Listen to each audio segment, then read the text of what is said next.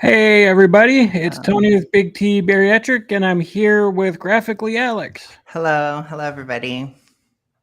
If you have any questions for Alex or for myself, you can pop them here in the chat, and we'll go through all of them.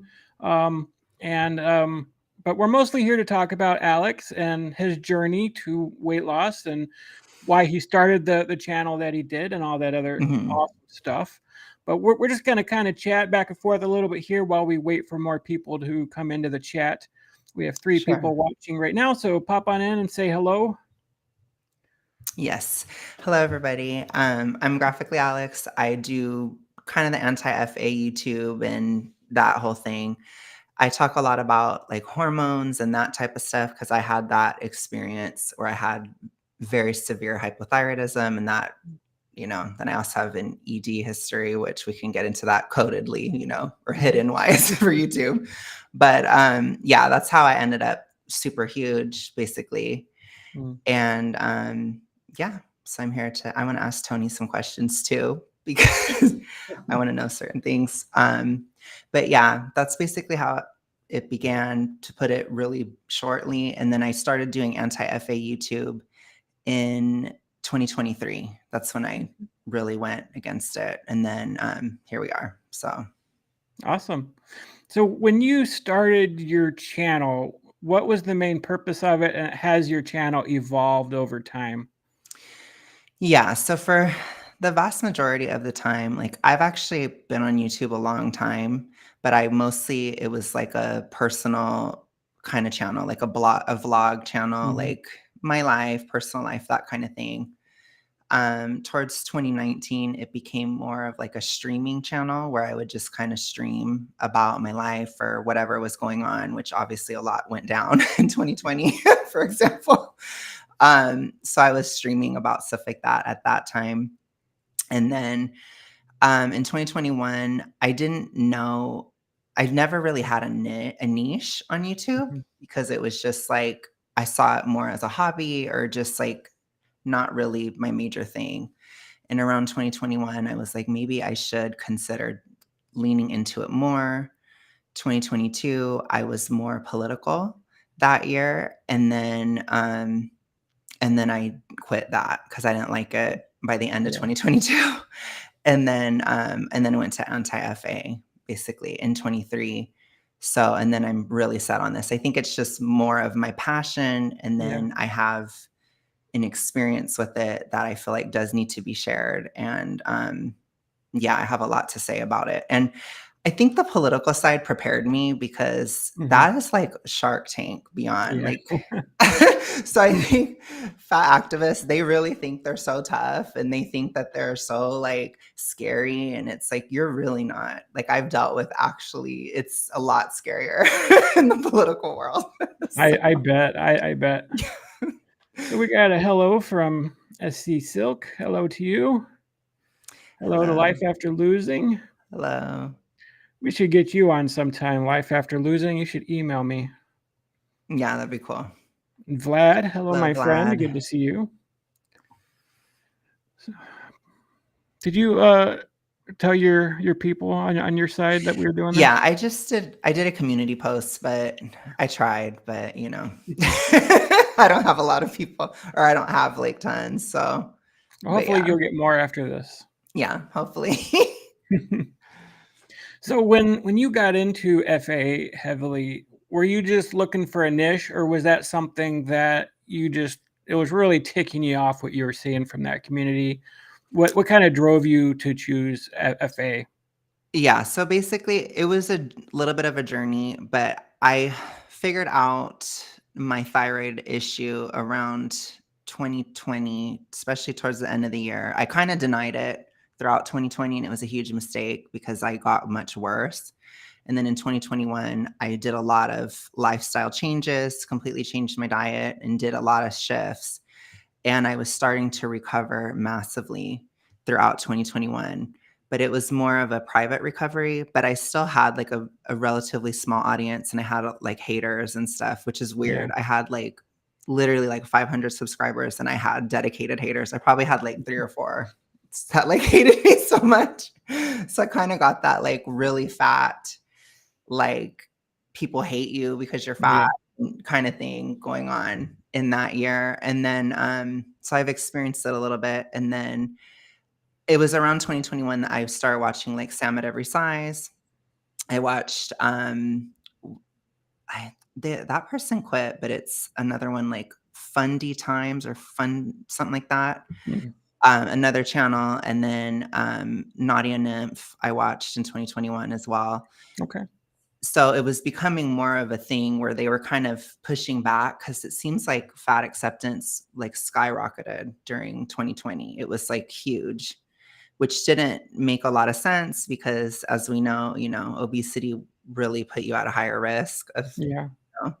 so it was kind of crazy. And then I was looking at it more and more, and it was always relevant on my channel. Like I would always talk about, I was kind of Amberlining it a little bit. Like I would always talk about my weight, or I would always, talk about my diet and stuff. And I got in some arguments about my diet, which is really extra considering it was such a small channel.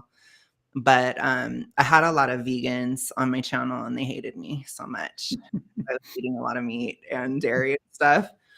And so So you're the anti-Nikocado then. kind of, yeah. I'm the opposite. Yeah. But basically, I was just really, it was always like a part of it. It was one of my things. And then towards the end of 2022, I was like, I need to just focus on this. Like, this is Yeah. more my passion than all the other stuff. And so I just totally dove in and rebranded, and it worked really well because I think your passion shows on YouTube, anyways, Yeah. when you're good at, or when you really care about something.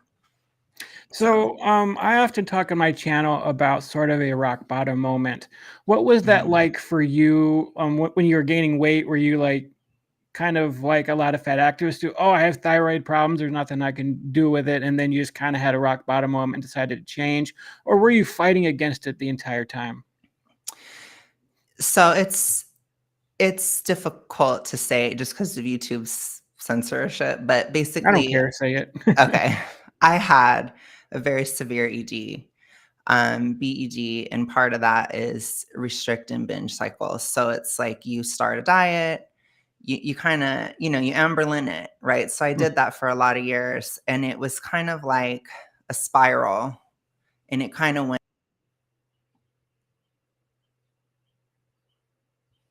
You froze. I don't know if you can still hear me.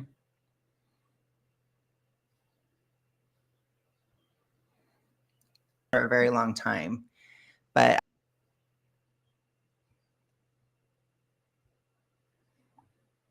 I don't know if you could hear me, Alex, but you froze.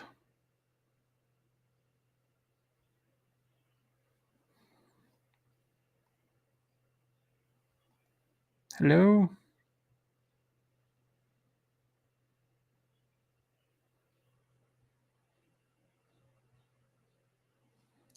Do you guys hear Alex? Do you still see him on? I think he froze. I don't know if that's just me or. it showed on my end that I froze, but I don't Okay. know if I'm back. You're back. Okay. You're Am back. I back? Okay. Yeah.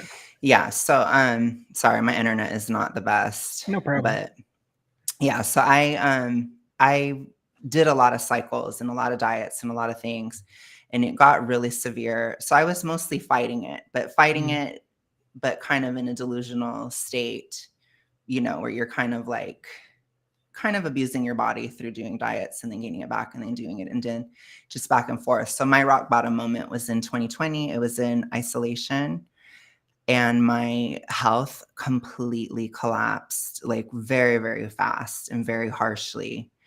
And so I knew like the cyclical dieting that I was doing and all these things, it was not good and it had to stop basically. And so I had to stop. But yeah, I never was a fat acceptance person, but some of their logic I did believe, especially as like a teenager or a 21-year-old, for example. Yeah. Yeah, there is a lot of that logic out there that people with thyroid issues or whatever, um, you're just stuck like that. There's nothing you can do to lose Right. weight. What are your views on that? Yes, that's totally untrue. Obviously, I mean, there's treatment options. There's even naturopathic options for thyroid issues. I think a lot of people that have hormonal issues, they kind of use it as an excuse because they don't realize that it's treatable, or you should at least pursue it. So even like PCOS, for example, I've heard a lot of women talk about having PCOS and they just do nothing about it. And it's like, you have to treat it or you have to do something about it. Like, you can't just be like, oh, well, I have it, I guess I'm just going to gain tons and tons of weight forever, you know? And it's the same thing with thyroid issues. It's like, you have to just like take care of it and then you start to lose the weight, basically. Yeah. So Just putting a little note in here to like the okay, no stream. problems. But yeah, so I think that it's kind of dumb because you have to pursue, like, you have to pursue your health and you have to Yeah. do something about it. And there is stuff to be done. So they think, So, yeah. sorry. How high did you get at your heaviest, and how much have you lost? So at my heaviest, it was around June of 2021. I was like 383 in that range, and I'm 6'1". So it's very big. About 200 pounds overweight. So kind of in that zone.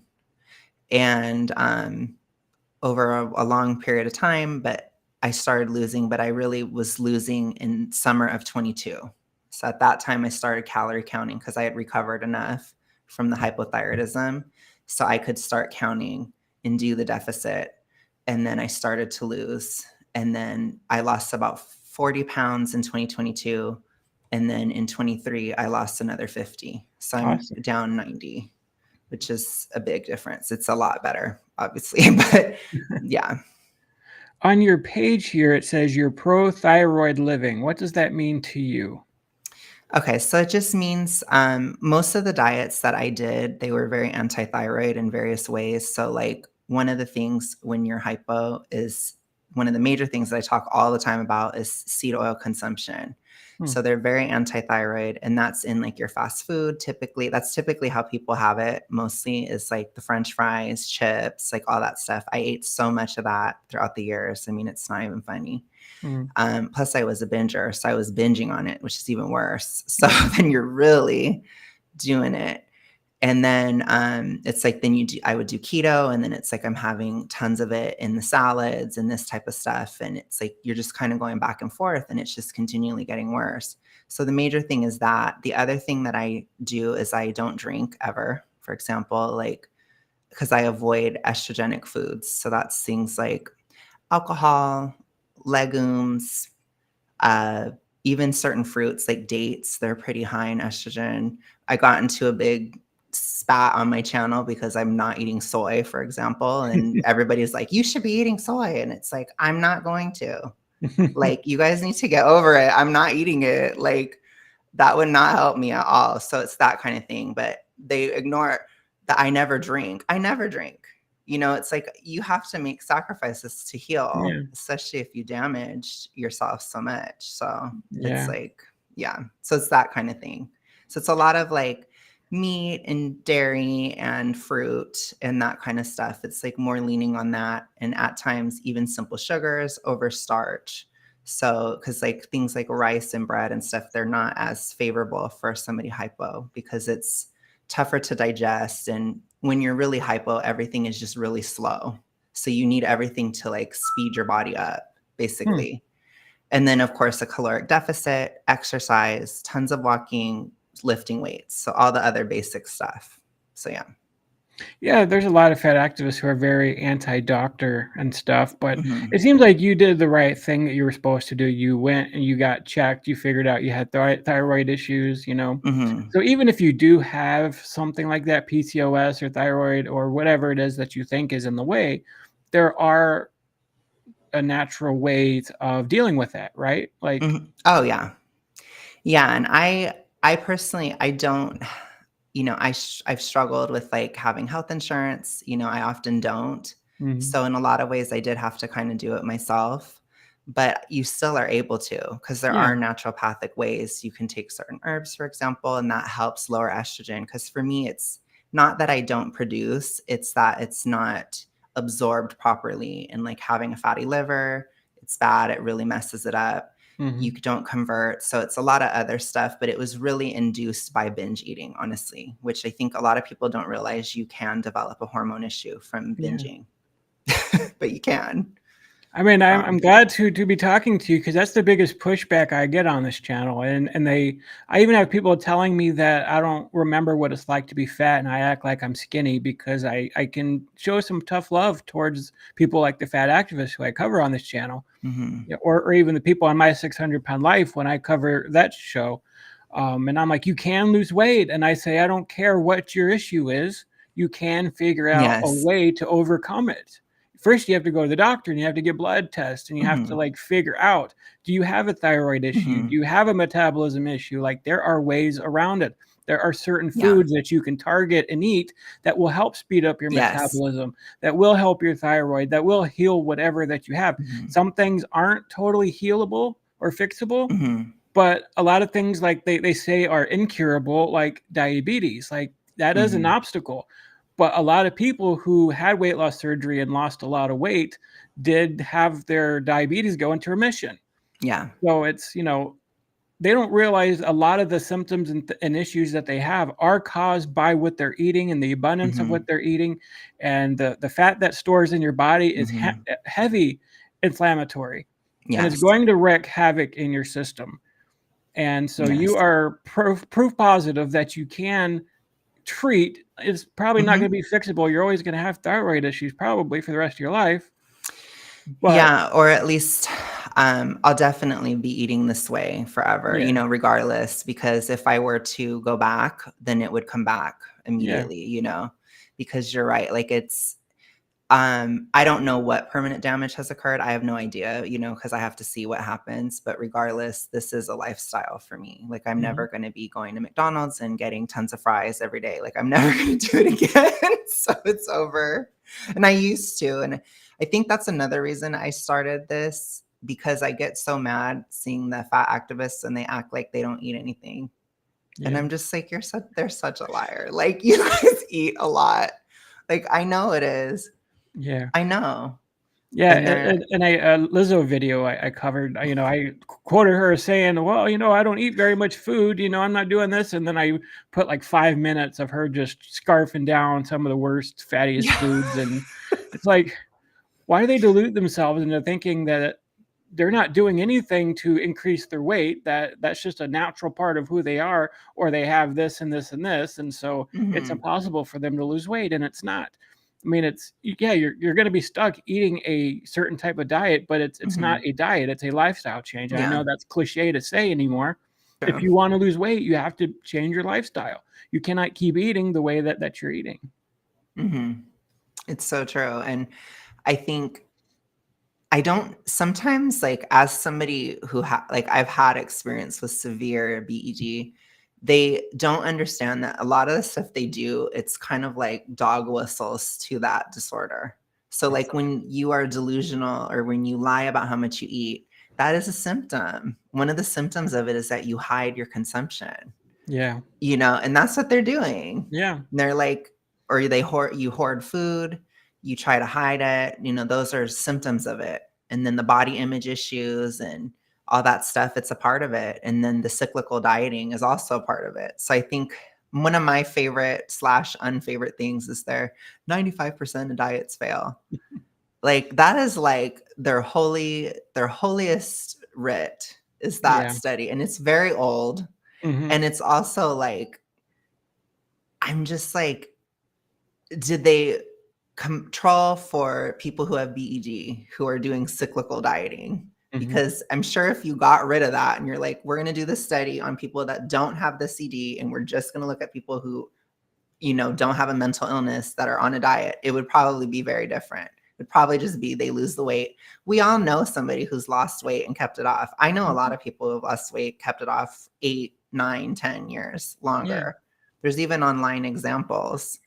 So it's like, I think they don't understand that their disorder is not, like, it's a disorder and it's not a normal outcome. No. Because, so that really annoys me so much. Meg says they lie. I'd love it if they went on the show Secret Eaters. Yeah, that would be Oh, yeah. It's tough for people to come face to face with, oh, I'm doing it to myself. Maybe I should Mhm. change, instead of, oh, I'm gonna blame society. I'm gonna blame, everything else for making me this way. Or Yeah, and that was one of my first steps. It's like I have a best friend and I would go out to eat with him and I would just tell him like, I know why I'm fat. I know this isn't okay. I know I'm eating too much, Mhm. but I'm aware of why I'm fat. And I think just vocalizing that and saying that out loud, that was part of my one of the first steps of recovering, because it is like a delusional. You're like, some people that have it, they have like almost an out of body experience while they're eating.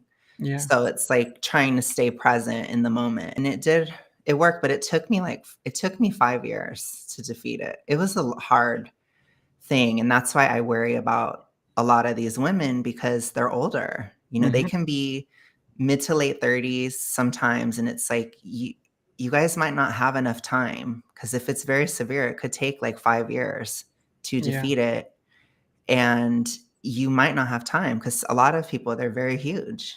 And it's like Mhm. if you're really big and you're getting towards the 40s and stuff, and I wanted to ask you about what that experience was like, because I never was, as big as you have been. So what was that like in general, and what has it been like to go from there to where you're at now? Yeah, it's astronomically different. Like, it's hard to explain how different it is Mhm, to be bedridden and 700 pounds to now I'm in the mid 400s, 450 range.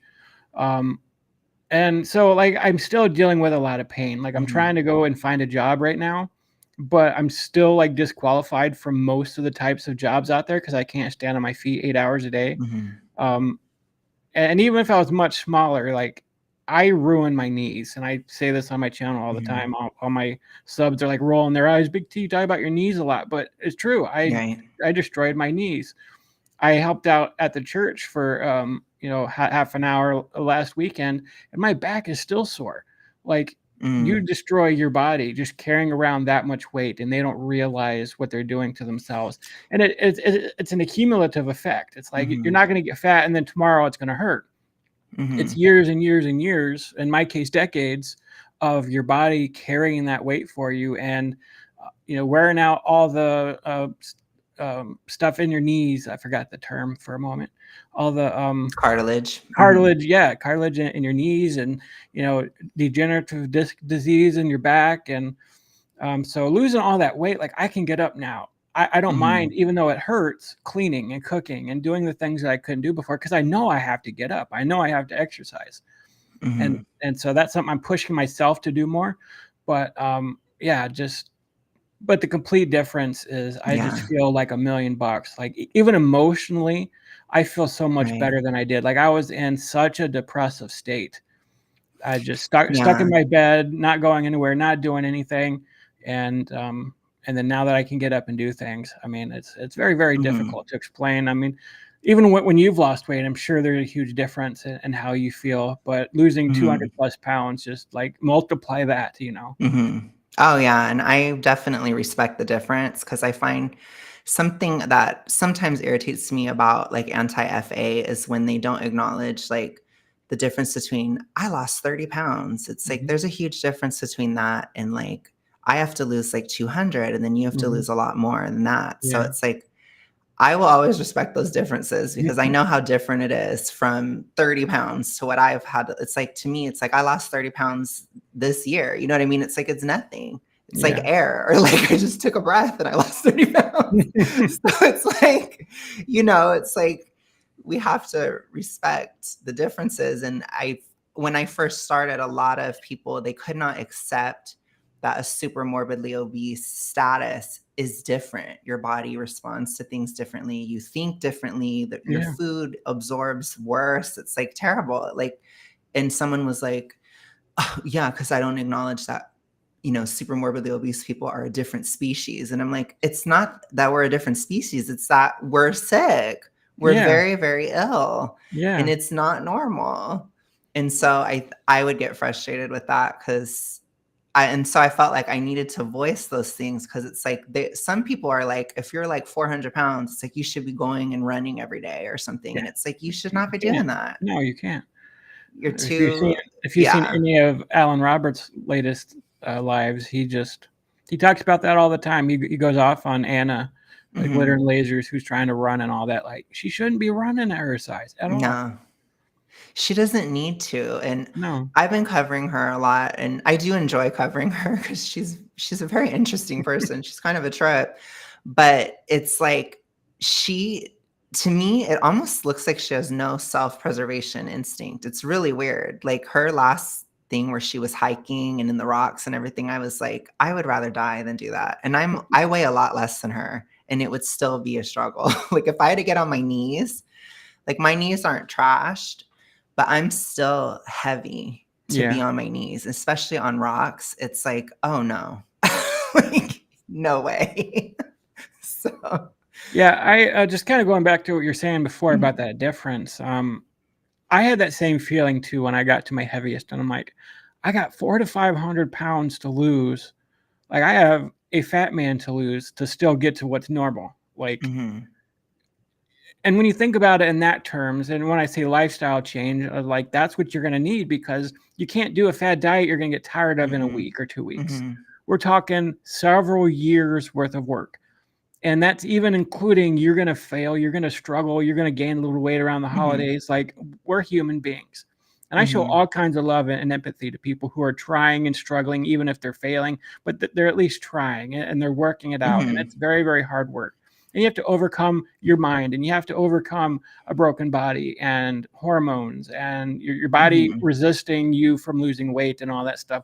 So I tell people, it's like, when you think about, oh, I got a ton of weight to lose, it's not always about that. Like, that's your long term goal. mhm, Think in terms of short term goals first, because if you lift up a gallon of water, that's 8 pounds. That's heavy. mhm, Even if you're like lifting 1,000 pound weights, like even if you lift up a gallon of water or milk, that's heavy, and that's on your body that you mhm. can release the pressure of just losing 10 pounds. Oh Like, yeah. and then 10 pounds at a time, just like take it in small bites, make small goals, because every gallon of water that you take off of your body, every 10 Mhm, pounds, like that's a lot of pressure being relieved. So mhm, even if you lose, 50 pounds out of the 100 that you have to lose, like that's still so much better. And the effects on your body, your blood pressure is going to immediately start feeling better. mhm, Your heart's going to work better. It's going to take pressure off your liver and your organs and your mhm, lungs. And if you had sleep apnea, you're going to be able to sleep a little better. I mean, it mhm, all has an impact. You don't have to think about the huge dramatic impact. Like, I still sleep with a CPAP, mhm. and my coach tells me, like, because I told him, I'm like, I kind of stopped sleeping with it for a little bit, and he goes, still keep using it, like don't stop, because it's, if I still stop breathing at night, like it'll still help me. But Right. I feel okay now if I take a night off from using it, because it wakes me up and whatever. Nobody likes sleeping with a CPAP, but it saves my life, right? Mhm. But if I need to take a nap or something and I don't need to use it, like, I feel a lot better sleeping without it than I did when I was heavier. Yeah, of course. I mean, so there's just such a huge dramatic impact, and Mhm. losing just a few pounds even. Mhm. I think for me, when it hit me that I was better, it was around the 70-pound mark, Mm, which I hit that around October or September of last year. And I was like, I'm walking so much easier. This is starting to actually, like, because I always describe it on my channel, like when you're gaining weight, you are fine, mhm. and then you're completely not fine. Like it just Yeah, collapses all of a yeah, sudden. And to come out is kind of similar. Or that's how it was for me, where it was like I was just chugging along and trying and losing. And it's like, oh my gosh, this is so horrible. And then it just got better. And it was like, mhm, it's like the body just came back online. yeah, And it's since then I've been having to focus more on like other life issues, because people don't understand too. Like when you're really big, it takes over your whole life. Like oh your yeah, whole life is about it. And mhm, so there were a lot of things that fell to the wayside in my life. Like my past relationship, I ended up losing it because I didn't put enough effort into it because I was focused so much on my health.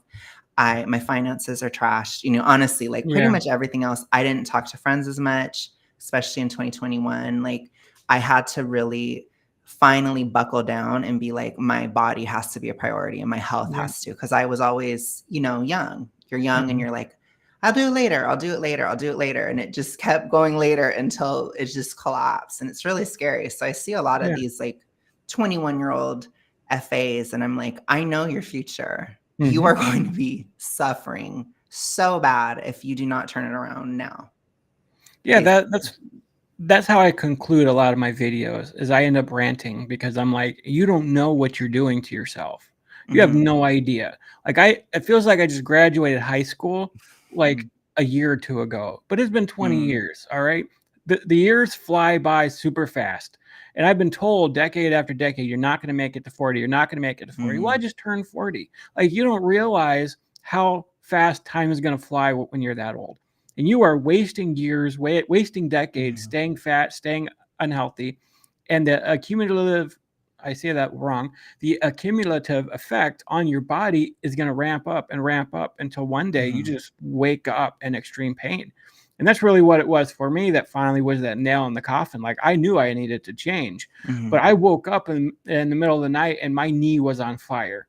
Mhm. And I was laying there and it was on fire. I didn't know what was going on. Wow. I mean, it's just intense pain. And it only like released when I lost a bunch of weight. It still hurts from time Mhm. to time.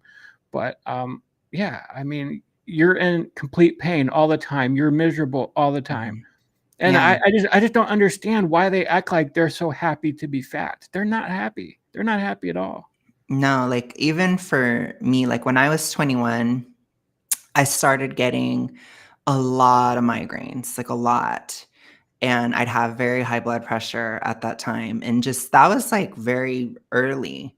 And then I can think like when I was 25, my health took a crap. It got Mhm. much worse around 25. And then finally, when I was 28, that's how old I was in 2020, it completely collapsed. And that's very young to Mhm. have a complete health collapse, to where I was to the point where I'm like, I don't know if I'm going to survive anymore. Yeah. Like, and that's bad Mhm. because I wasn't even 30 and I was considering this, and it's like, this is the reality of it, and I see like, I feel like Samira, I'm gonna call her out. I name names Do on it. I Do it. always do. That's what this I channel is think all about. We call she everybody out. yeah, I think she's around. I can tell certain signs by like how she talks and how she acts.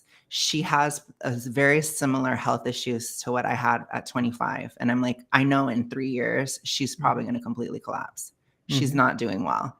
And people don't see it because a part of being fat in today's world is you always have to act like you're okay, which is really weird because us, me or you, we have been really big. And it's like, I know you're not okay. I Mhm. know what that looks like. Like, I know how when Samara talks, she looks like she's a nervous wreck. She looks so anxious. And I'm like, her heart's probably racing as she does those videos. She's Yeah. not okay.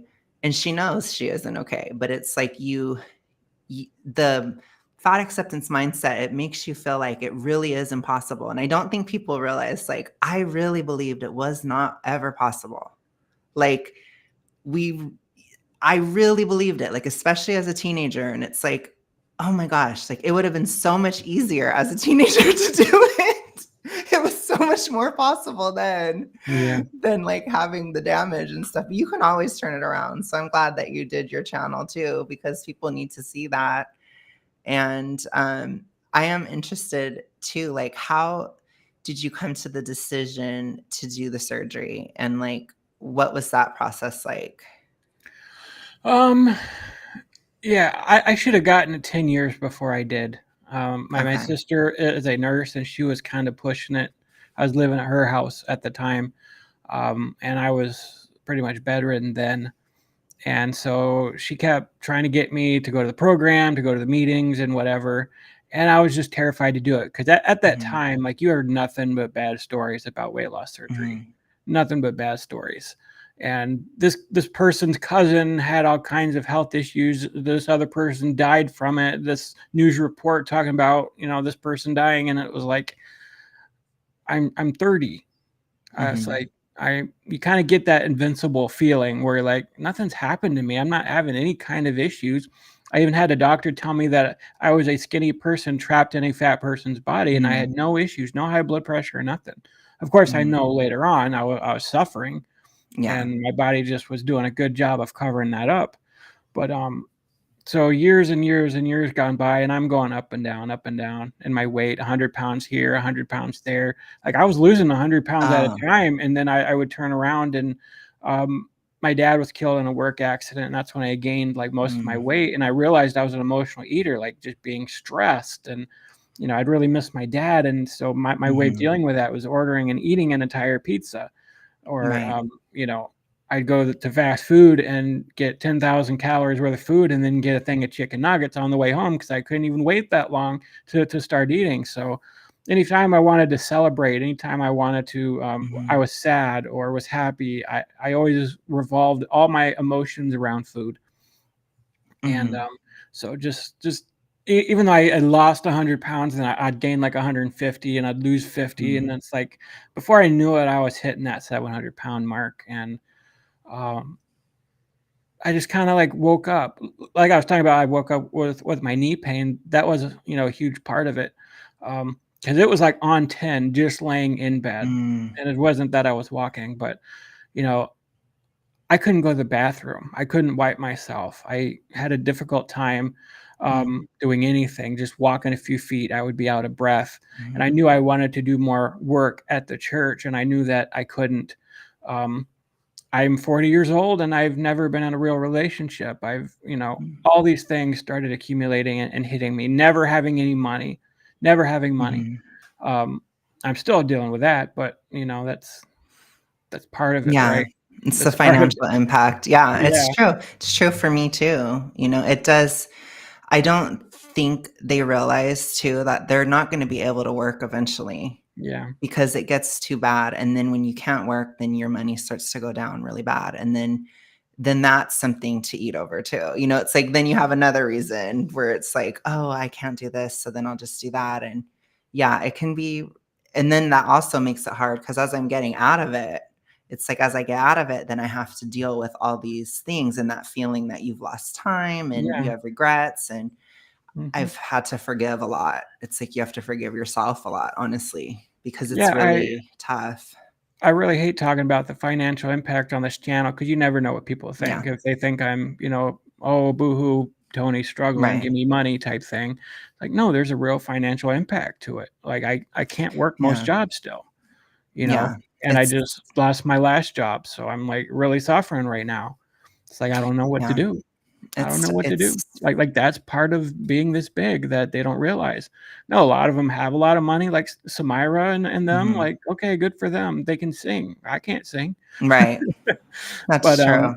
But yeah, it was just all those things just accumulating and accumulating, and I was still like so blind and caught up in my food addiction that people were warning me, and I wasn't able to do anything about it. And I mean, I was, but I was just kind of like, oh, I can't do nothing. I'm too big, and it's going to take so long. And I try a diet and fail. I'm like, I just can't lose weight, and so I just kind of got to a point where I went to the bariatric doctor before COVID, like right before COVID was starting, and so I was kind of there for a couple months, and I was going through the program, and then when COVID hit, they shut down, and when COVID hit and we were stuck, like, I guess this was my excuse for it, but the only place open, there was even stores here where I live that didn't have a lot of food.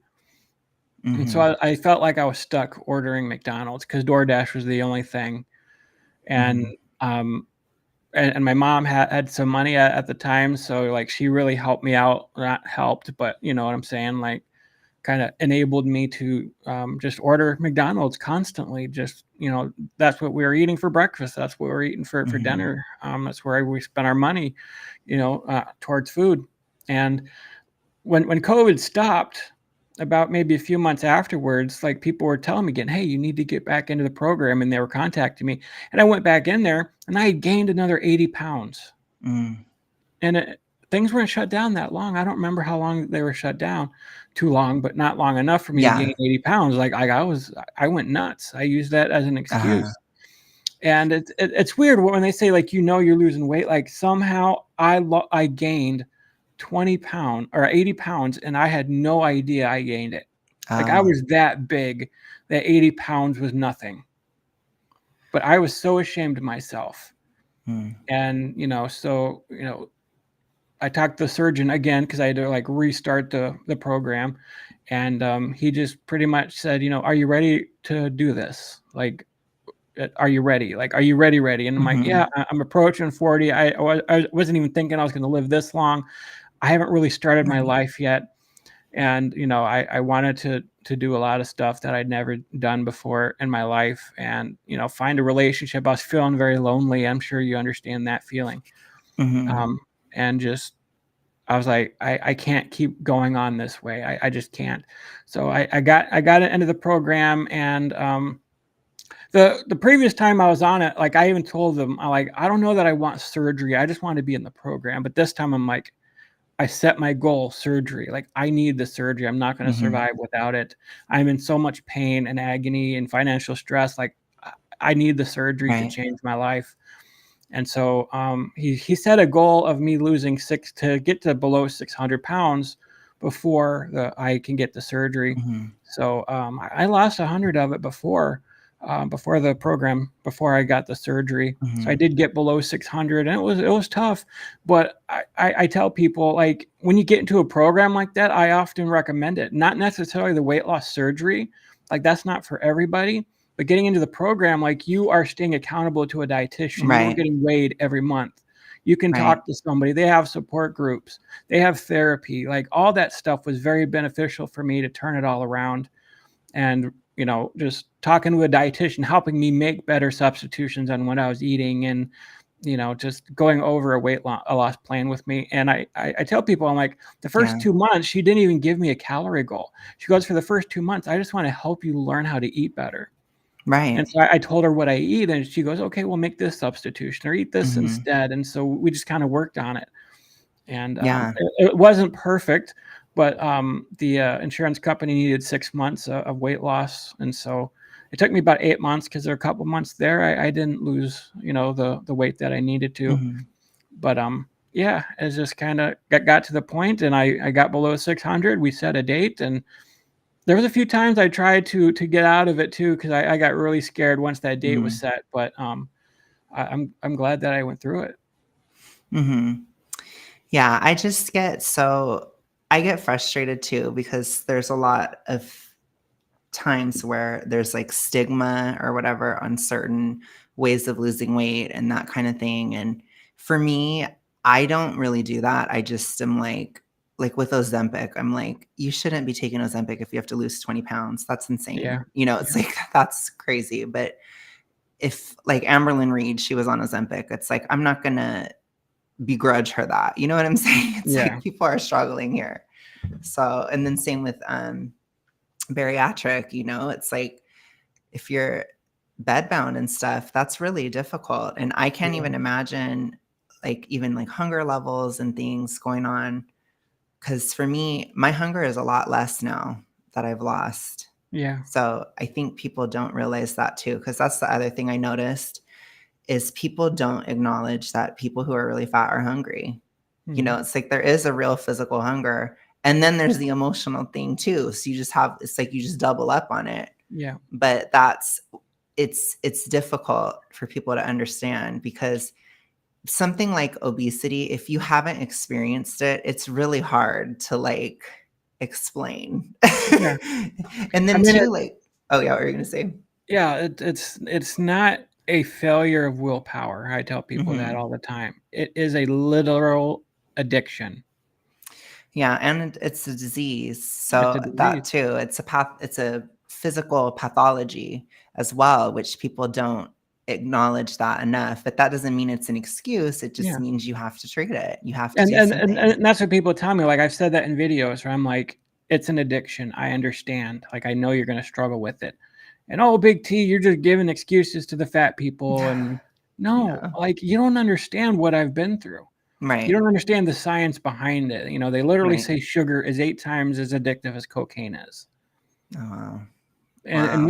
when you're eating that kind of way consistently, what your body does when you get to that size, it's like, let's say you're 700 pounds. I don't remember what the exact number is, but let's just say your body burns 6 to 8,000 calories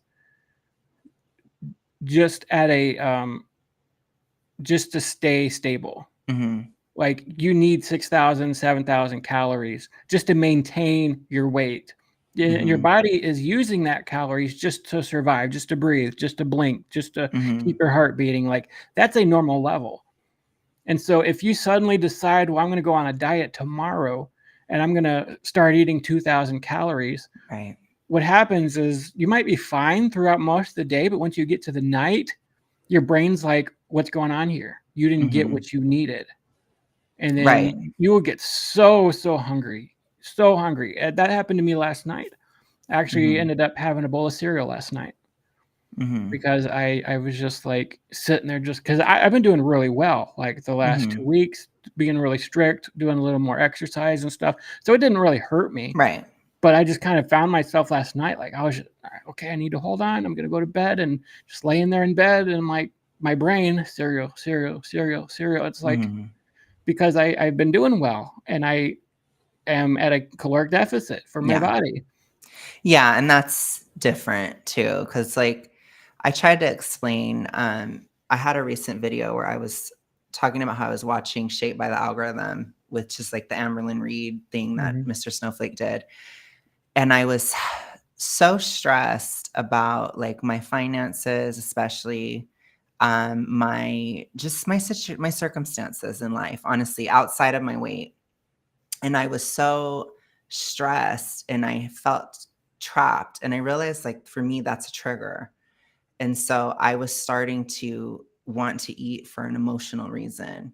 But I was like, no, I completely shut it down because I haven't done that in years. I haven't done it in like 4 years. So it's a long time. But I was like, I'm not doing it. And part of that, what helped me is that documentary because I saw her struggle and I'm like, oh gosh, I do not want to do that again, you know? So that helps. Like, honestly, it helps. And I think too, like, I had to have that kind of accountability because my health is better.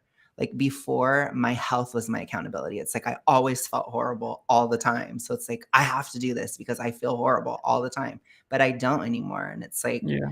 you have to still remember because that's the thing too. Like, a lot of people that have lost weight, they forget. And so it's like they don't remember it anymore. Probably has Yeah. some kind of defense mechanism, but I try to remember it because I have more of an activistic piece when it comes to it. So I'm trying to remember everything because it's like you forget. Like, even Mm. now, like, I've forgotten how much pain I was in all the time, or I've forgotten how uncomfortable I was all the time. It's like you can't even sit on the couch and Yeah. just be comfortable on the couch. It's like I don't feel that anymore. So it's like you start to forget. But I think people don't, when they say it's willpower, they don't understand, like, a lot of times very big people, they're actually really ambitious or they become ambitious because you have to just to like function. So then as I've lost the weight, I'm like, that's still there, you know, because you tend to, especially when you have dieted and lost hundreds of pounds and gained it back, it's like you have willpower. That's willpower that's Yeah. developed Yeah. throughout those attempts. So that's not true. But So I it's don't like like that. it's like any drug addict though. They often relapse. Like, the odds of any It can drug happen. Yeah. addict relapsing is very, very high. And the Hmm. same is with food. But the thing is it's much harder to find cocaine than it is to find a Big Mac or a Whopper. Right. You know, it's like Right. there's no ads on TV for cocaine. They don't pump the smell of cocaine in the air when you're driving by. You know, it's like Right. the food is there. You go into a grocery store, every aisle has junk on it you shouldn't be eating. I mean, Right. you're never gonna go out with your friends and not be tempted by what they're eating or the smell It's of the true. place, or like, it's food is the worst addiction in my opinion. And people don't think that way. Like, I was applying for a job at this one place Mhm. that helps people with addictions, and I felt like they didn't really take me that seriously because I said I had an addiction to food. Like, just my opinion. I could be wrong about that. But I'm like, it's more addictive than cocaine. Like, scientifically, they did the studies on that. Sugar is. And like food it's everywhere. You can't avoid food. You still have to eat to live. So it's easier Yeah. to say I'm getting over my cocaine addiction. I'll never see it again because you don't know where it's at. You might have your dealer somewhere, you know where he lives or something, but you're not surrounded by cocaine 24/7. I'm not saying it's difficult. It's not difficult. It is. Yeah. It's very, very life threatening. It is very, very difficult to overcome that. But in the same way, if you don't eat the sugar anymore, you still have physical withdrawals. It's still very painful. You're still going to suffer and struggle. You're still going to have those repetitive thoughts like you need cereal, you need that sugar. It's like you can't go anywhere, especially during the holidays. You couldn't go anywhere without cakes and desserts and pies and, all the food Right. everywhere. It's like, it's Right. so difficult, and people don't understand how difficult it Well, is. I think it's also difficult for people to understand that haven't been big, that people are also big for different reasons. So, like, Yeah. sometimes I have to be careful to acknowledge that food addiction exists because Yeah. for me, I was always accused of having it. And for me, it was not. It was very much a straight up ED, basically, is what it was. Because, you know, and I don't know, it's similar to an addiction, but it's not the same thing because Mhm. it's a coping mechanism. It's just basically a complete coping mechanism and a major distraction. That's what it's for. Yeah. So it's like you feel horrible in your life, your circumstances are weird, something's going on. You have this easy to distract yourself. So it's like you have the, well, I'm on this diet and I'm this and I'm that. And then you have the, I'm gaining it back and I'm gaining the weight back. And then you're looking in the mirror and you're like, this is my body image and this is how I feel about my body. It's a huge distraction from other problems, and that's basically what it is. Yeah. It's like, and so it's similar but different because for me it was never about the food, it was about eating, which is different. It's like I literally would describe it as like when you have that ED, it's like the feeling of the food going down your throat. It's like a way to calm your anxiety because you just focus on that one thing happening. But you can tell somebody has it because they'll eat something really nasty. And I would eat really gross things. If I didn't have any other option, I would just do it anyways because it wasn't Mhm. about the food. So I try to acknowledge that food addiction is very real. It's not my experience, but it is other people's experience. And I agree, having had that addiction, it would be very difficult because it is everywhere. And that's Yeah. very true. And it is As very normalized. Yeah. as much as people call me bully sometime for the videos I put out, like I've really shown a lot of sympathy for people like Amberlyn Reed and Hmm. Hungry Fat Chick. And I've gotten in a lot of trouble. Like I had hundreds of people unsubscribe from me because I put out a video one Oh, time wow. just saying I understand Amberlyn Reed and what she's doing. Right. And people seem to think that she is like intentionally leading people astray. And she absolutely might be. But I see the same patterns that they do Hmm. where they try to diet, they try to lose weight, and then they fail and they're back on the train, then they're back off the train and back and forth. And Hmm. people seem to think they're doing that intentionally for Hmm. views, for clicks, or whatever. And at some point, like Hungry Fat Chick, she went on carnivore for a while. I don't know if you're caught up on her or even know I'm who she not as is. caught up on her. I need to be, Um, but I'm yeah, not yet. she went on carnivore for a little bit, and I actually made a video talking about it. I'm like, you're still eating way too much food because she was Hmm. still eating an abundance of food, and then she gave it up, essentially saying that she was losing viewers and not as many people were watching. So because of her finances, Mm. she needed to go back and whatever. But anytime I'd show sympathy to anybody, they'd be like, you don't know, like you're falling victim to them and they're preying on your emotions. And they Mhm. do this all the time where they diet and then they get off their diet. And I'm like, that's exactly what I've been through the last Mhm. 20, 30 years of my life. The exact same thing. I diet and fail. I diet and fail. It's like, I don't know that they're going on a diet for clicks and views and then turning around and Right. failing on their diet. Because Amberlyn Reed would get on the scale. She'd lose weight. Yeah. She Oh, would yeah. lose weight. and then she'd start gaining it back. Like, that's the same addiction style that I've been through. Like, I Yeah. understand what they're feeling. So some of it might be fake. I don't know them well enough Mm. to say that they're faking this or that.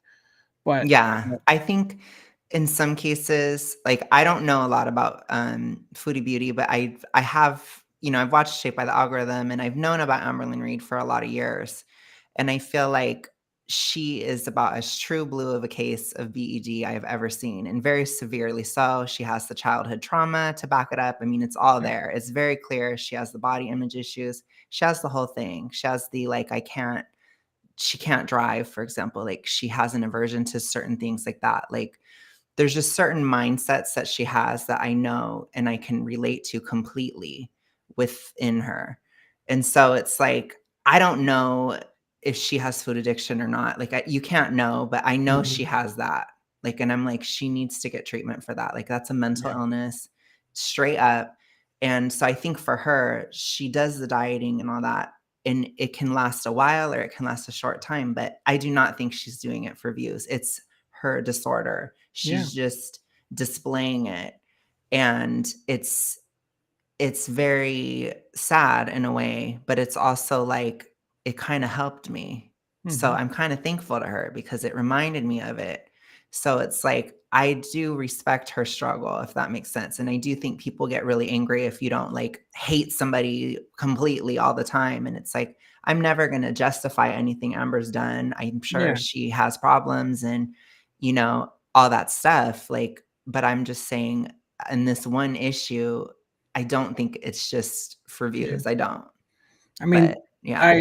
I don't cover her anymore. I put out one Mhm. video for her, and there is just so much vitriol and Mhm. hatred for Amberlyn Reed. It is disgusting to me. Like, I understand she does her thing, people don't like what she's doing, Right. whatever, but just the amount of hate for Amberlyn Reed, I think, is unnecessary. Anytime she would hiccup, there'd be 1,000 videos Mhm. that afternoon about her, calling her this and that, and I'm like, how do you really expect her to fix anything she's going on if you're bullying her to that degree? That every life, Right. every moment of her life, every blink, every hiccup is documented to that Mhm. degree. When I think what it is a lot of people, they like her initially. They have hope, they think she'll get it together, and then she doesn't, and then they hate her. So it Yeah. goes from, like, love to hate. Whereas for me, I've said it before, I'll say it again, the way that she is, and I don't know if she would watch this. If she does, hey girl, I'm just gonna be real. To me, Amber seems like she's very resistant to help and she's very Mhm. resistant to changing things, which is also a part of the ED. And I think you have to come to grips with it that what you're doing is wrong and it's Yeah. always going to be wrong Mhm. and it's not ever going to work. And it's very difficult. And to me, she doesn't get out enough. Like, for me, I'm a very introverted person. So part of my recovery was getting out and doing things and trying to break through some of the mental cycles of the ED, and that really helped. And it's like, I don't think she does that enough. And then now she's been so big that it's difficult for her too. So it can be a really complicating issue. Yeah. And yeah, so I don't, it sounds horrible to say, and no, it's bad, but I don't get my hopes up. I Yeah. don't. And it's tragic. We see it with the restrictive side. Some people, they never get out. And it is a reality. And I really hope she does, but I'm not gonna get my hopes up because I don't Yeah. know. And that's just a fact. So I'll never Yeah. hate her. I'm never gonna hate her. Yeah, that's the difference, I think, from a lot of people is that you and I, it seems like we do cheer them on and we do hope for the best, even though we don't really think they'll get there. But, like, I do not see any difference between what they're doing and what I did. Okay. I didn't do it on camera. Like, Mhm. I just now got on camera when I had weight loss surgery, but if you saw my behaviors Mhm. before, and then I watch Amberlyn Reed, and I'm like, it's the same pattern. Struggle, fail, try Mhm. again, fail. It's not that she's intentionally failing. No. She has an addiction or she has some sort of ED or she has Mhm. something that is keeping Mhm. her from being successful. And I think, She and may I even have hope, both. Yeah. yeah, Mhm. and I absolutely hope that she has the same sort of rock bottom moment that I had where it finally clicked. It finally clicked. And I'm hoping that for Hungry Fat Chick, because she is more on the desperate side right now. Like she knows she is Mhm. near death if she does not change. And yet she's so depressed, she shrugs it Mhm. off. She goes, I know I'm not going to make it much longer. She'll say that in her video, Yeah. you I know, know. and like she knows she is near death. And I'm sitting there screaming like, there's weight loss surgery, there's things that you Right. can do, but she knows that if she starts losing weight, she's not going to get the same viewers. I I'm know. like, you'll I get a know. whole new audience of people who are cheering you on. You don't I realize that. know. I know. And it's very, I think for online personalities and stuff, like I need to make a video about this because when it comes to the online world, there is a Mm, huge disincentive to lose weight, yeah, especially if your brand is like, I'm a fat acceptance person. Like someone like Tess Holiday, she would lose so much money if she actually lost weight.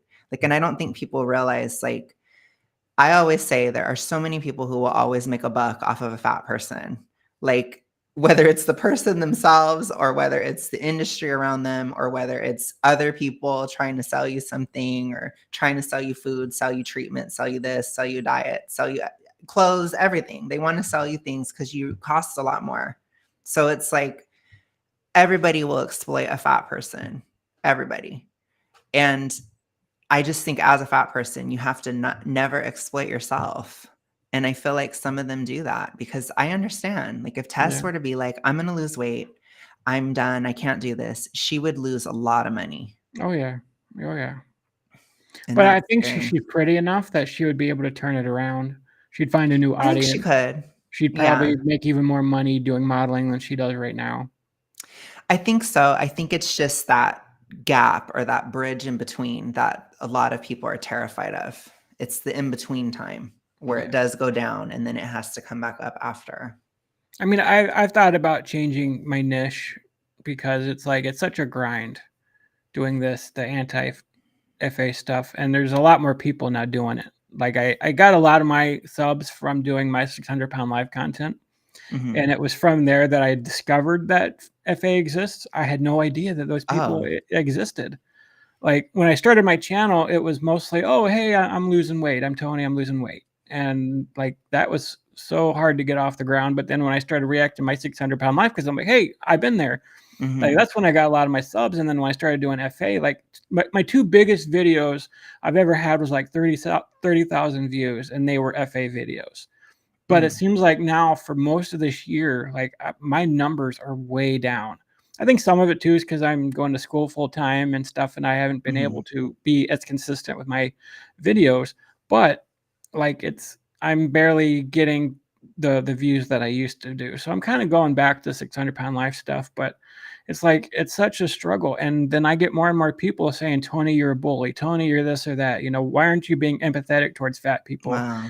And you know, that's sort of like what the environment is in the world today. Like Mhm. they're gonna come after channels like me. They're not gonna go after the mukbangs. They're Mhm. slowing down our algorithm, and we're Mm. actually trying to help people.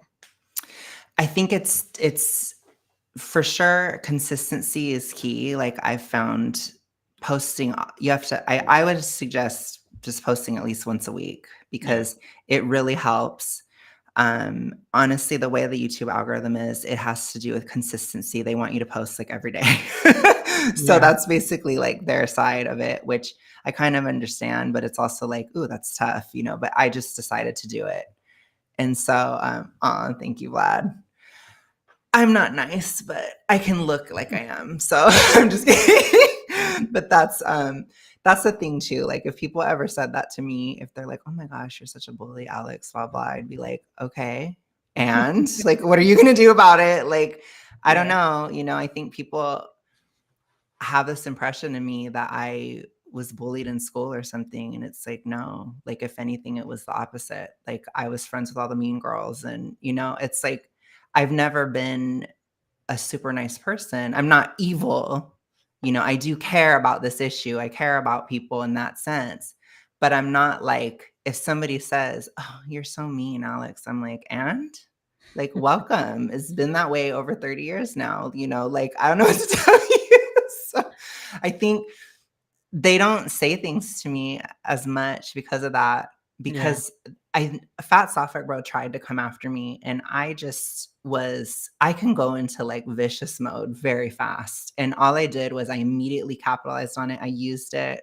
And I think it shocked Fat Sophic Bro, and they didn't do it anymore because Yeah. it's like they can't get to me because I have YouTube experience. I've had, many cancellations before and stuff. It's like, it's not a big deal to me. And I know it's coming because I think the thing that's going to really make them mad is especially when I really lose and I really start not being fat anymore.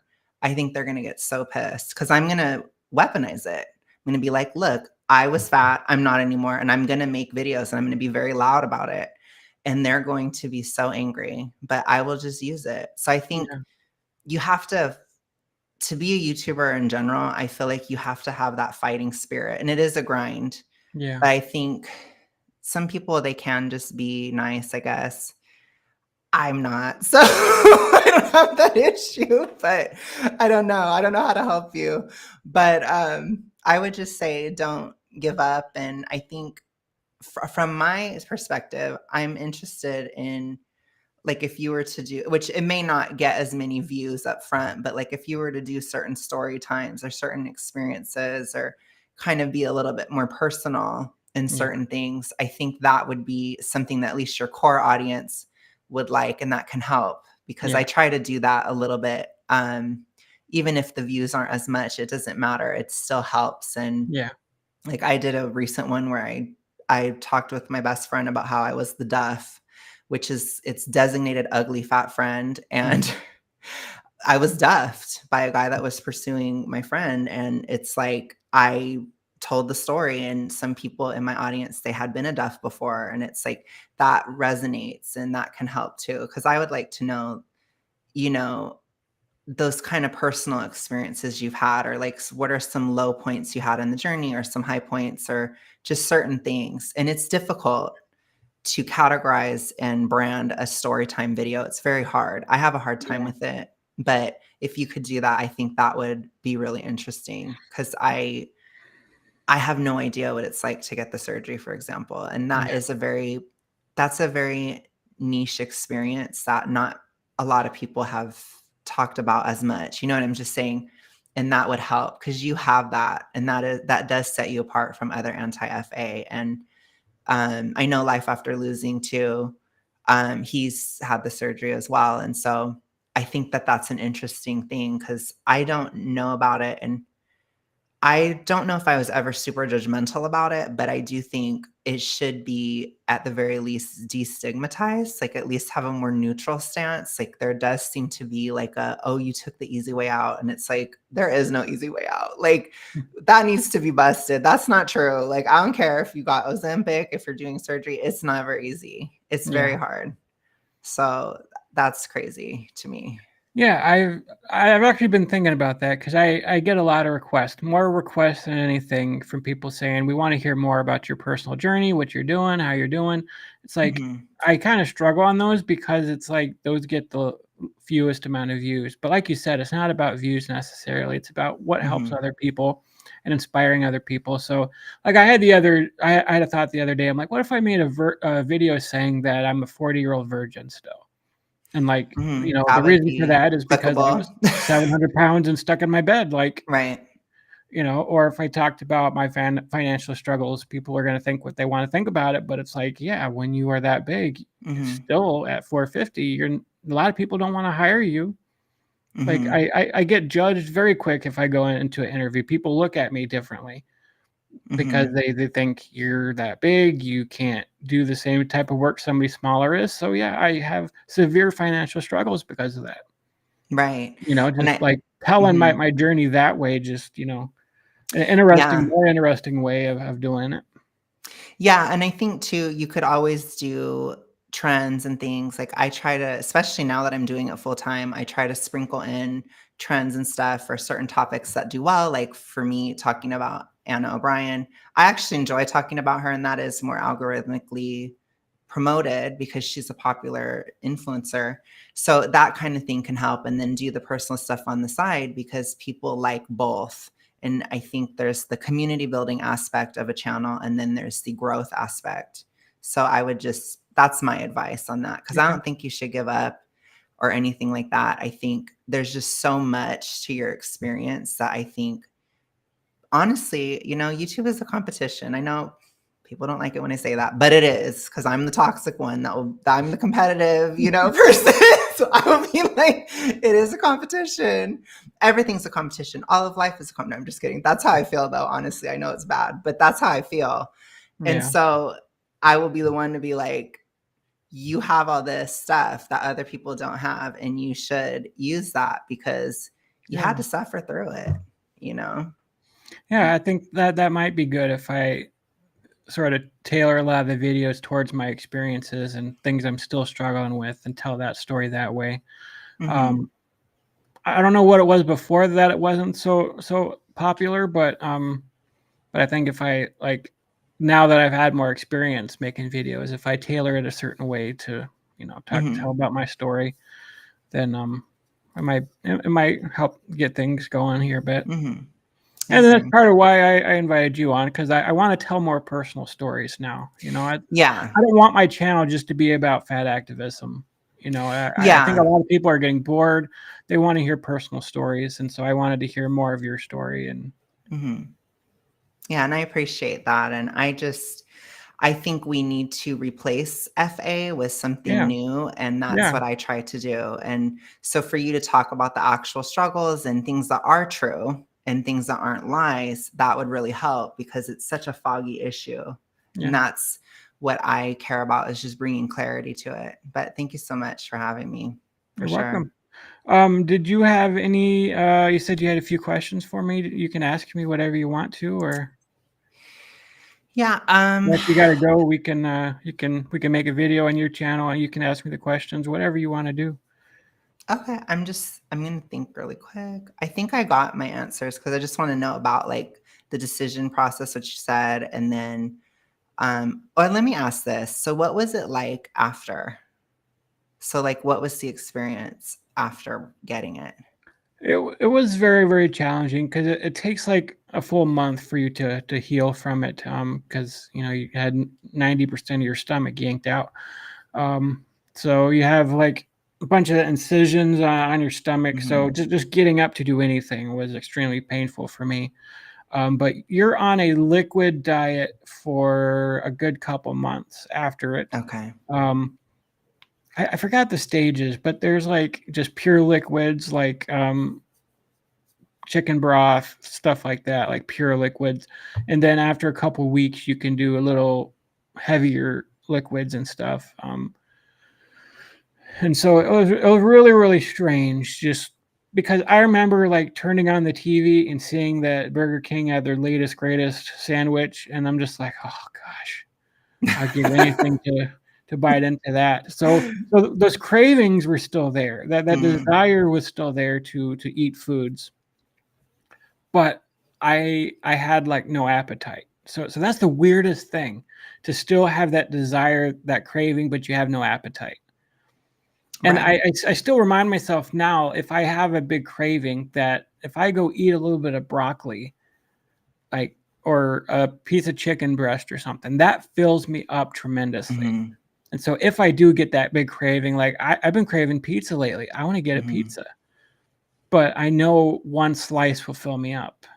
So it's a waste of money to go out to eat anymore. So I'm still learning, like at church, at every lunchtime, we have like a potluck type thing. And so it's like, I will get a plate and I will get the food that everybody else gets. And I like hit myself in the head every Sunday, because I'm like, I throw away a lot of that food. Like, I still have not processed that I can only eat that much. I get like this totally much. Different. I mean, it's still as much as everybody else is eating. I'm not piling it on like I used to, but it's still difficult for me to get it through my head that I can only eat that much. And I end up throwing away a lot of the food. So I guess that's been the biggest battle, is still having cravings, still wanting certain things, but you can only eat so much, being careful not to stretch out my stomach. There's Mhm. 2 things I'll never be able to have again. One is soda and one is alcohol, because Mhm. one, soda carbonation will expand my stomach and that'll be painful. And last Mhm. night, or the other night, I had a bunch of broccoli and I was in a ton of pain because that causes Oh. gas. So anything that causes gas, stuff like that, can be harmful. And then alcohol, they say a lot of people who are overweight, who get weight loss surgery and stuff, they turn to alcohol as their addiction because, if they're eating a Mhm. lot of food, that's, they get their kicks from that, but suddenly they can't eat a Right. lot to fill that void.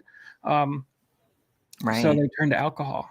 And actually, with alcohol, you get drunk 3 times as fast as you ever did Oh, before, wow. because it absorbs that much faster in your stomach. So even a little small drink will get you over the limit. Um, Oh, and wow.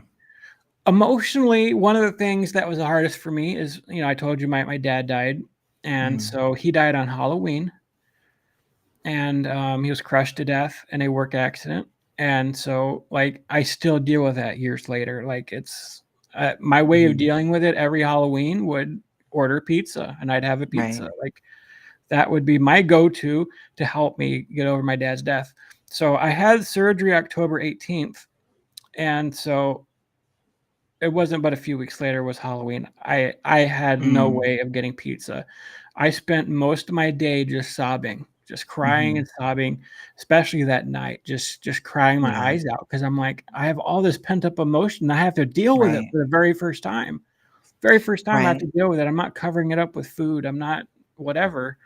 And I was alone Mhm. all day in my room just crying. And, I think it was Yeah. very, very good for me to finally get that Yeah. emotion out of I me think and, deal with it for the first time.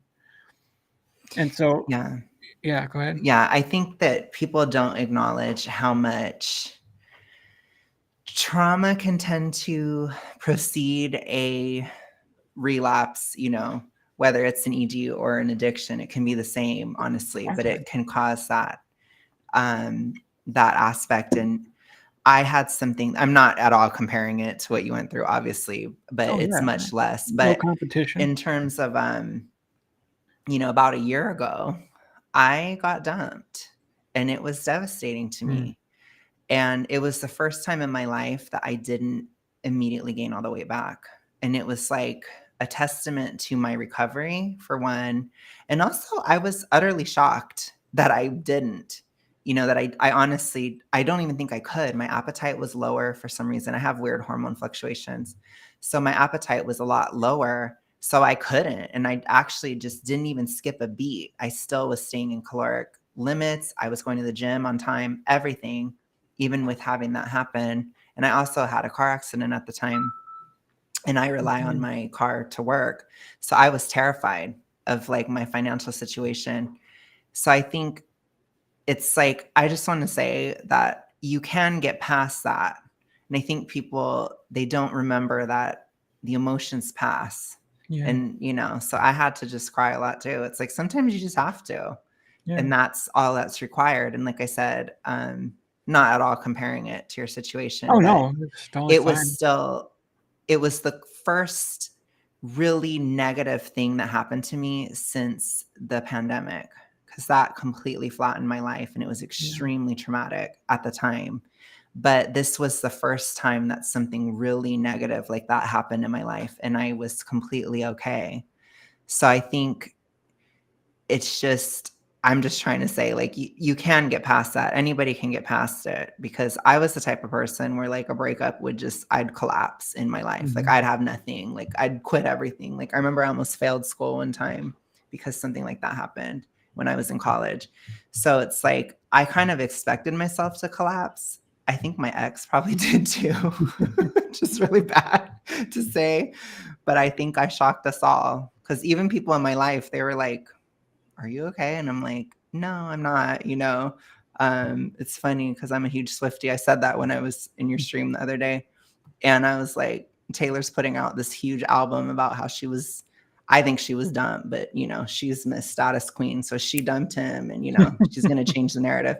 But I'm like, I get to listen to that album and I'm just going to deal with it that way. It's like you have to just find another way because the anniversary is coming up. That's why I'm thinking about it, Yeah. because we're coming around and that does happen where it's like people, you can be triggered by a lot of stuff. So I'm glad that you were able to like not do anything to harm yourself or whatever, like, or just deal with it because Yeah. of the surgery. Because, I don't know if some people struggle, I don't know how people's experiences are, but I'm glad that it's been a positive outcome for you, I'm really happy You about know, that. just watching my 600-pound life, just about every single one of them had something traumatic that they went through Mhm. when they were younger. And so I think that's really the spark of a lot of addiction. I mean, some people just Mhm. try it once because it was fun and they're partying and that's their lifestyle. Mhm. Some people deal with that. But a lot of people, especially with food, gain it as a result of something traumatic that they went through. And for Mhm. me, I talk on my channel all the time that I was mentally, physically, and sexually abused as a kid throughout my whole Okay. childhood. And so my dad was in and out of jail a lot. So I was always moving around with my mom. And then when my dad got out of jail, I moved back in with my dad and just passed back and forth. A lot of Yeah. neglect. My parents were partying a lot.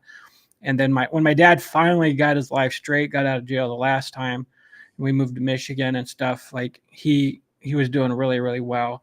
But he turned to alcohol a lot more, and Mm. that's what killed him. Is he was drinking alcohol the night that he died. He messed something up at work, and so like I had to learn when I went to the bariatric center and I was getting that counseling that I had to realize that the reason why I was emotionally eating and I was constantly turning to food is because I was using that to cover Mhm. up my feelings. So yeah, Yeah. crying it out on Halloween was a good way of helping me deal with that for the first time.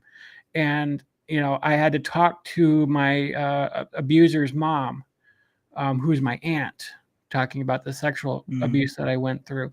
Like, she didn't take it very well, and we haven't talked to this day, but it was good for me to get that out. So, like, Yeah. a lot of people go through trauma, like, Mhm. and there's no comparing my trauma to your trauma. Like, Mhm. what you went through was very traumatic, you know? Yeah. And I think it's interesting too, just I'm kind of putting my scientific hat on, I guess, yeah. or my psychological hat on, but my childhood trauma, I did have some. I had a drug addict dad, which is great, super Mhm. great. He was into meth, which is crazy. But basically, most of my childhood was pretty idyllic, and I didn't live with him time around 9/11. The period of Mhm. time around 9/11, a pretty traumatic couple years. But I was never like hit or anything else. Yeah. Nothing happened to me. It was only verbal and Mhm. just a toxic living environment. And I think in some ways, having that traumatic experience, but it's like a half trauma, it affected me differently than Mhm. like how it affected you. And I think that even could explain like why I didn't get as big, or like why for me I didn't have a food addiction. And it was just the ED aspect, because it was like I always felt like my trauma was almost like an incomplete trauma. I don't know how to describe it. It's like it was a halfway. It's Yeah. like a half version. So I had a half experience. It's weird, but I don't know if you'd ever consider making story times or something about that. I mean, obviously it's very personal, but I think I would definitely watch, honestly, Yeah. because I had no idea. So, Yeah, because, yeah. I've been very private about it. Like I said, I told my aunt what happened, and she pretty much told me I made it up, and um, said, because I got the age wrong. Like I was like Um, 5 or 6 when it happened, and so I told her this age, and she goes, "Well, it couldn't have been then because of da da da," and just right. totally defending her son. And so it's like when you talk about SA, people don't Hmm. believe you. People think you're making it up, and um, so it's not something I talk a lot Yeah. about. That's probably why my channel evolved so quickly to my 600-pound life reactions, because I thought talking about it and showing it like this is what life was like, and yeah, I Hmm. went through that myself. But I probably could talk more about that other side of it, the personal Yeah. stuff, I personal think stories.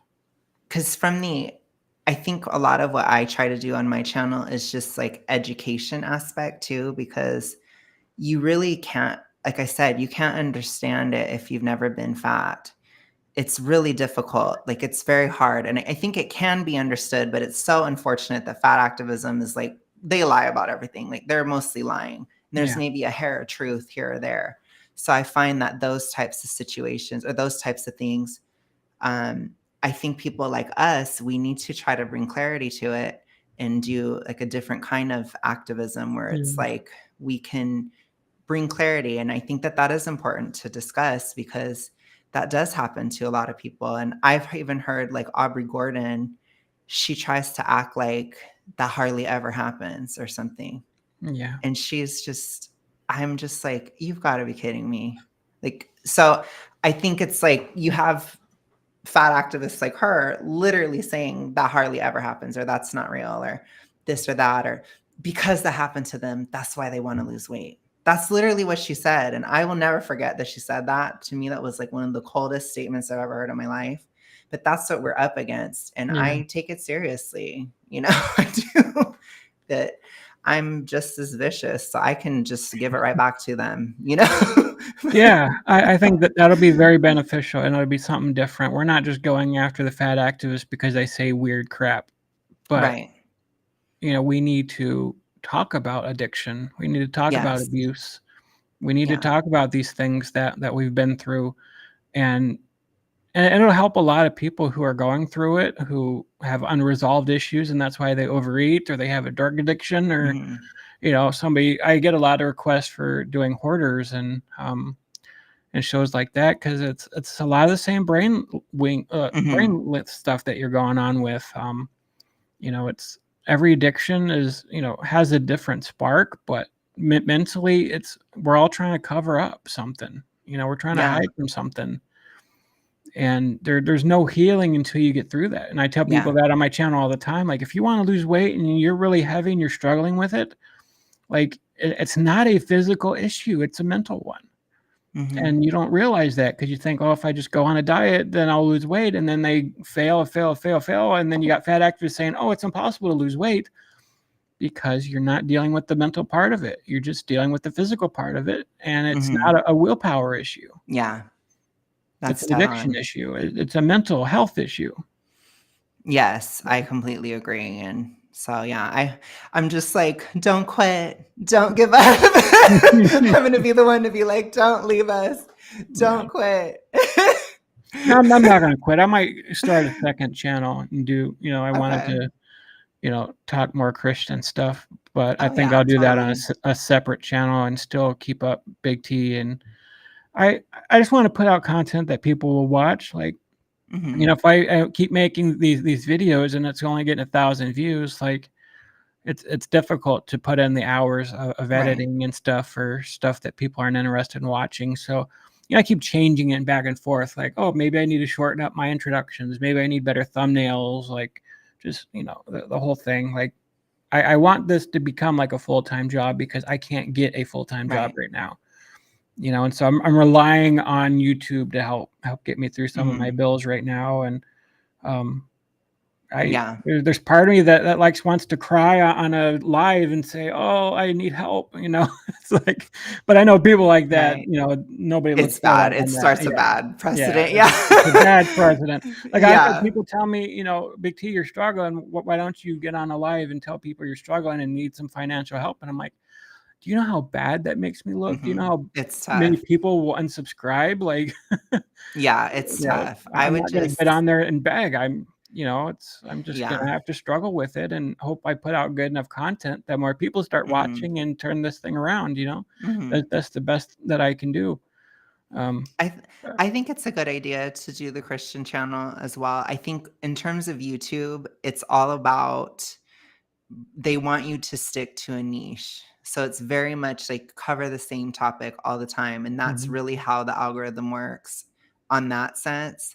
Because I still have a personal channel. I just changed it over, to a different one.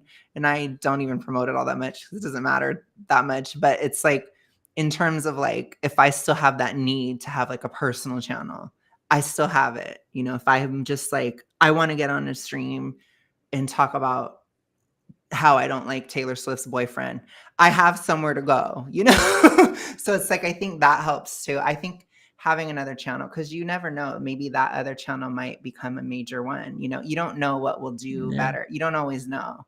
And so I'm just like, just don't give up this side of it because, you know, I really care about this issue. And Yeah. I'm, yeah, I'm just, We I think definitely it's, need more voices on this side of it. yeah. When I personally, I think it's cool that you're going to become a pastor. That's what you're becoming, Yeah. right? Yeah, I think that's a good thing. And I think that's great. I don't know, you know? Yeah, it's So, about helping as many people as possible. You know, it's yeah. as much as I get frustrated sometimes about the clicks and views and or the lack thereof. You know, at the end of the day, it is about helping people and inspiring people. Hmm. And I get so many people just, Big T, you're the greatest. Big T, you're awesome. I love you. Like sometimes when I go on people's like live streams, like so many people, oh, it's Big T. Like I'm just some famous guy or something. And you know, it's not even about that. It's just the number of people are like, you changed my life. You Yeah. inspired me to want to lose weight. And, you know, those are the people that I really appreciate the most. And, you know, I'll always keep making content because of that aspect of it. Hmm. You know, as long as I keep helping people, then even if I get 10 views, you know, if I help one Hmm. of those 10, Right. you know, Right. it's always worth it.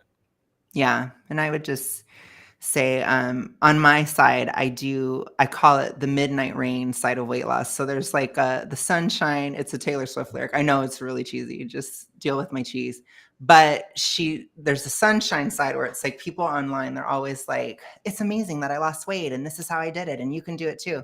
I do the midnight rain side. So I talk about like the dark side of it or like the negatives of it or, well, this could happen or that could happen, you know, that side of it, because I feel like it's not represented. And Yeah. it's like, this is beneath the surface of it. And I think, as far as your side, telling your story about these things, it could help, you know, but it's obviously your choice because you could, you know, people can criticize and say nasty things about it because people are weird. Yeah. But in terms of like, I just think that personal side, it can at least foster that community aspect of the channel. And then it's like, that does help too. So it's really two sides. It's the You think algorithm people side and the you personal think side. people would sit there and listen to me talk for 20 minutes and not have anything to react to or I think it would be less in some videos and then there would be some where it would, you know, it depends on how you package it and brand it. I'm not the best at that. Admittedly, I'm not, Yeah, me neither. but you could ask for help from someone else because I don't know how. But you know, I think I still like I've had some people. I did a video where I talked about my BED experience, and somebody comments not super often, but sometimes, and they just say like, "I'm so thankful for you for posting that video because I still think about it." And it's like it was something that they could really, really relate to.